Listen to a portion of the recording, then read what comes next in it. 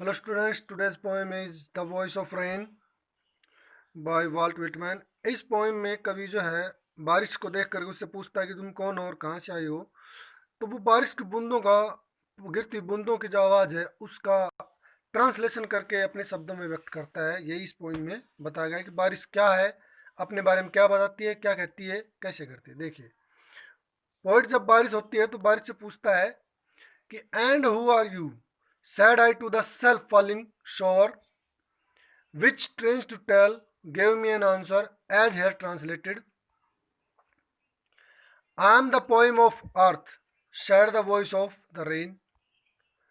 Internal I rise impebble out of the land and the bottomless sea, upward to heaven, whence vaguely form altogether changed and yet the same.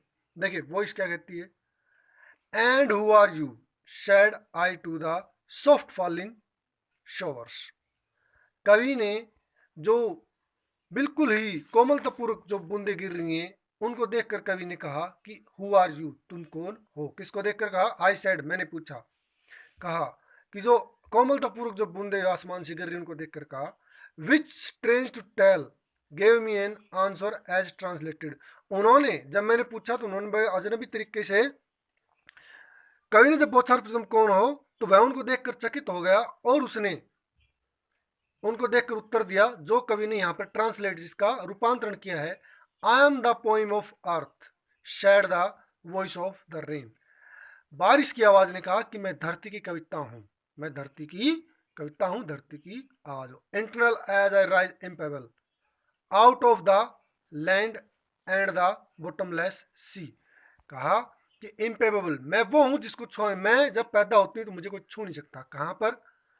Out of the land, धरती से परे, and the bottomless सी, और अनंत सागर में। बारिश अपने बारे में बताती है, बूंद अपने बारे में बताती हैं कि जब मैं पैदा होती हूँ तो ना ही तो धरती पर, जो धरती है उस पर मुझे कोई छू सकता है, ना ही अथाह सागर में मुझे कोई छू सकता है। Upward to the heaven whence vaguely form all together changed and yet the same. Upward to the heaven, जब मैं स्वर्ग से धरती की ओर चलती हूँ।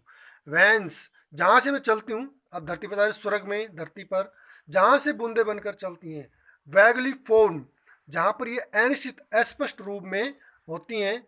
ऑल टुगेदर चेंज, जो बदलती भी रहती हैं। यट द सेम, किंतु फिर भी एक जैसी रहती है। मतलब कहता है कि मैं धरती पर, आसमान में, समुद्र में, हर जगह अस्पष्ट रूप से बदलती रहती हूँ। मेरा जो आकार है, मेरी जो प्रकृति है वो बदलती रहती है, किंतु मैं सेम रहती हूँ। अर्थात इसकी रचना, जो बारिश है उसकी रचना सेम है, किंतु उसका रूप हर जगह पर बदल जाता है। कहीं पर ये बर्फ बन जाती है, कहीं पर भाप बन जाती है, और कहीं पर ये सादा पानी बन करके बहती है। तो इस तरीके से कवि और बारिश के बीच में जो बातचीत है उसको बताया गया है। ये वो द वॉइस ऑफ रेन का पहला पार्ट है। इसका सेकंड पार्ट हम अपने नेक्स्ट वीडियो में करेंगे। Thank you.